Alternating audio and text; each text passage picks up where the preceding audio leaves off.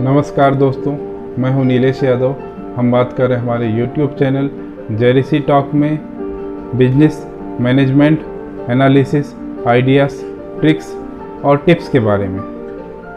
दोस्तों, आज हम बात करने वाले हैं एक बहुत ही महत्वपूर्ण समस्या जो व्यापार में आती है। दोस्तों, आज हम बात करने वाले हैं उधारी के बारे में।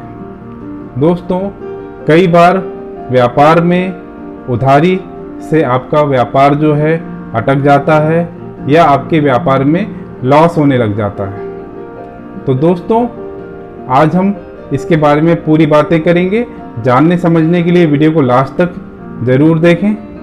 साथ ही अगर पसंद आए तो लाइक करें, शेयर करें, चैनल को सब्सक्राइब करें। साथ ही बेल आइकन को दबाना बिल्कुल ना भूलें।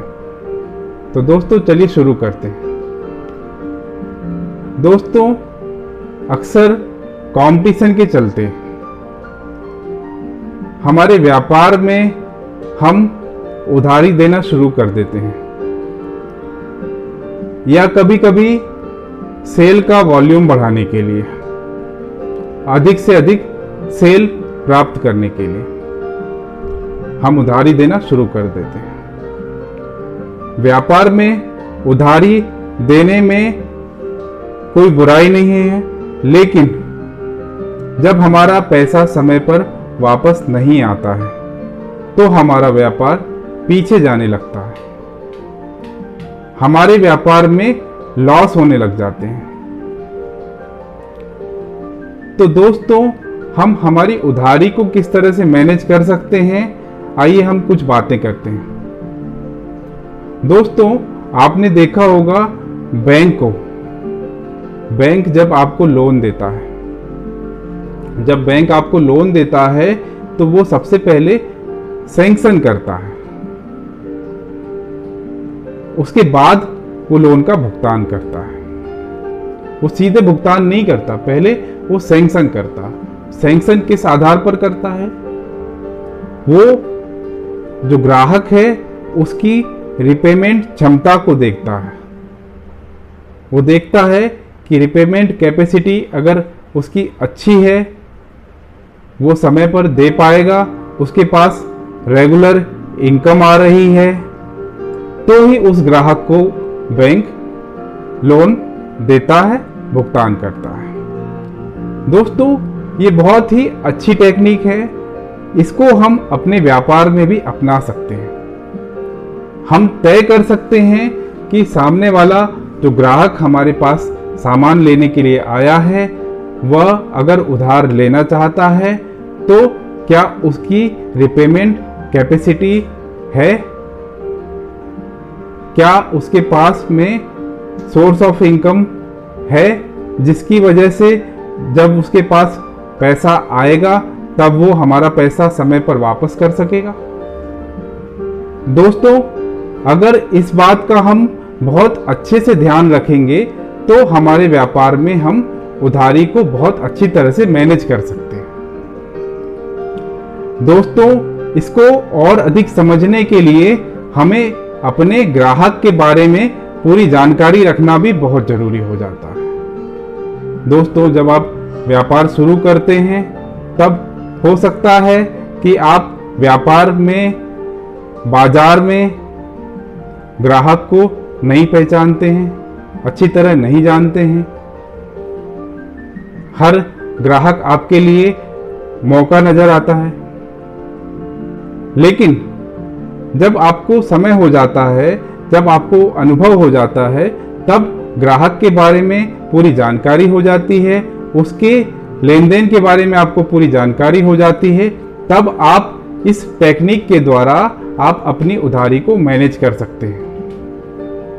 दोस्तों, जब भी आप उधारी दें तो आप सामने वाले की, ग्राहक की आप रिपेमेंट करने की, यानी कि वापस चुकाने की जो क्षमता है उसका सही तरह से आकलन जरूर करें।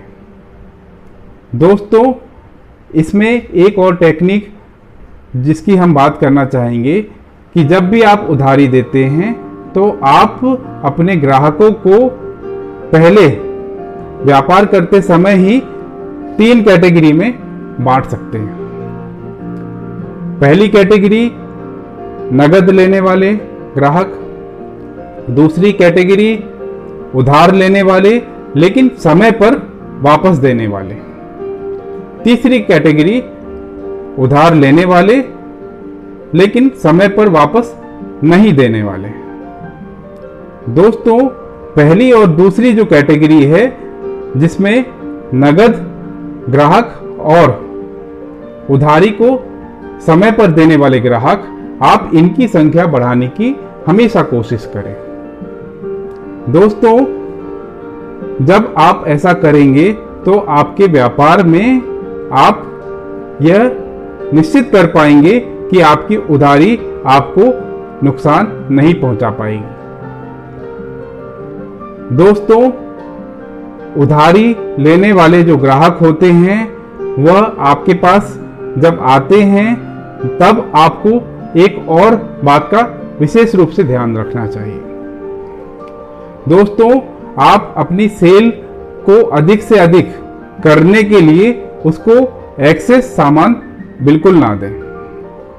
दोस्तों, आप उसकी ज़रूरत के हिसाब से और उसकी रिपेमेंट क्षमता के हिसाब से ही आप उसको सामान दें। उससे वह सही समय पर चुका भी पाएगा और साथ ही आपका व्यापार भी नुकसान होने से बच जाएगा। दोस्तों, कई बार ऐसा देखा गया है जैसे कि किसी इलेक्ट्रॉनिक दुकान पर, इलेक्ट्रॉनिक्स की दुकान पर अगर एक ग्राहक आता है, ग्राहक केवल टीवी लेने आया है, तो हो सकता है कि दुकानदार उसको डीवीडी प्लेयर भी दे दे। दोस्तों, आप ऐसा कर सकते हैं लेकिन आपको ध्यान रखना होगा कि आपकी उधारी समय पर वापस आ सकेगी या नहीं। इसीलिए उसकी ज़रूरत के अनुसार और उसकी रिपेमेंट क्षमता के अनुसार ही आप उसको सामान दें। दोस्तों, उधारी को आप अगर बहुत अच्छी तरह से मैनेज करना सीख गए और आप अच्छी तरह से उसको उधारी को मैनेज कर पाएंगे तो निश्चित ही आपके व्यापार में आप सफलता प्राप्त कर पाएंगे। दोस्तों, आज हमने जाना उधारी को मैनेज करने के कुछ तरीकों के बारे में। दोस्तों, ऐसे ही तरीके, ऐसे ही आइडियाज़, बिजनेस ज्ञान के बारे में हम आपसे बातें करेंगे अपने अगले वीडियो में। अगर आपको वीडियो पसंद आया तो लाइक करें, शेयर करें, चैनल को सब्सक्राइब करें, साथ ही बेल आइकन को दबाना बिल्कुल ना भूलें। तब तक के लिए धन्यवाद, नमस्कार।